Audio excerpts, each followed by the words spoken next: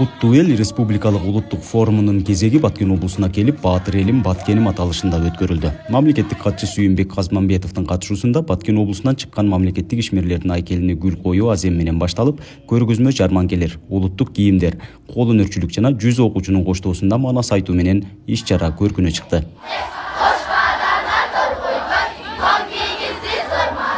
Кудайдын кулагы сүйүнсүн, президент Садыр Нуркожоевич Жапаров 22-жылы 18 майда улуттук нарк указына кол коюп, биз ушул маселени өлкөбүздү кыдырып айтып келе жатабыз.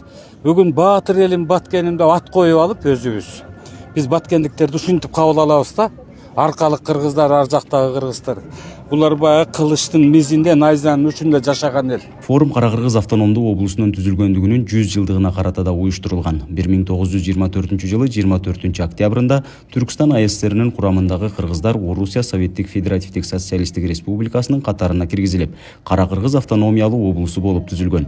Буга Баткенден чыккан улуу инсандардын салымы чоң болуп, мына ушул күн азыркы эгемендүү мамлекетибиздин башаты экенин тарыхчылар айтышат. Ушул кездеги биздин интеллигенция өкүлдөрү Жусуп Абдырахманов, Баял Исакеев, Абдыкадыр Орузбековтар ушул кыргыз мамлекетинин, кыргыз улуту жөнүндө Москвага койшкондо, бул жерде кыргыз деген эл жашайт. Ал казактардан да, өзбектерден да башка. Булар Кытай менен чектеш турушат.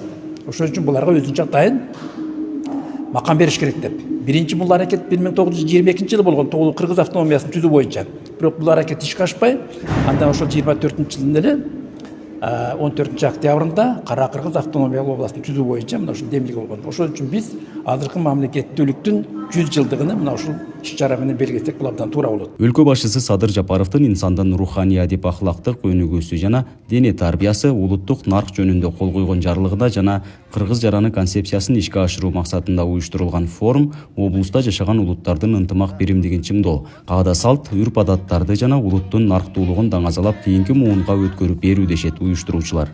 Өрүк дарагынан жасалган комуз, эдиштердин көргөзмөлөрүн кылып атабыз.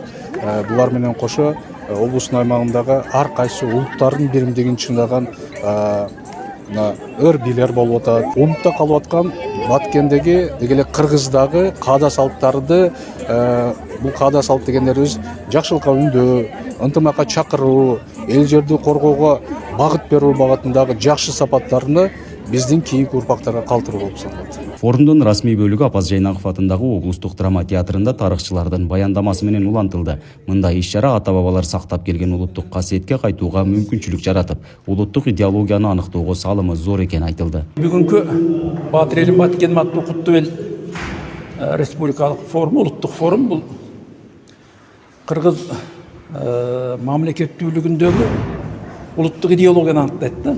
Улуттук идеология деген бул ушул улуттун тили, салты, маданияты, нарк населе болмоюнча бул мамлекетте кандайдыр бир боштук калып калат да. Ошон үчүн албетте мына ушул биздин ата-бабалардан бери, кылымдардан бери келаткан мына ушул наркка кайтуу бул кыргыз элинин улуттук касиеттерин сактап калууга, улуттук кадастыктарын өркүндөтүүгө абдан бир чоң мүмкүнчүлүк болуп жатат. Куттуу эл улуттук форуму буга чейин өлкөнүн башка аймактарында да өткөрүлгөн. Ар бир иш-чара облустардын өзгөчөлүгүнө жараша аталып келүүдө. Баткенде чек ара окуяларына байланыштуу Баатыр элим Баткеним деп аталды. Нургазы Жайнаков, Регион телеканалы, Баткен облусу.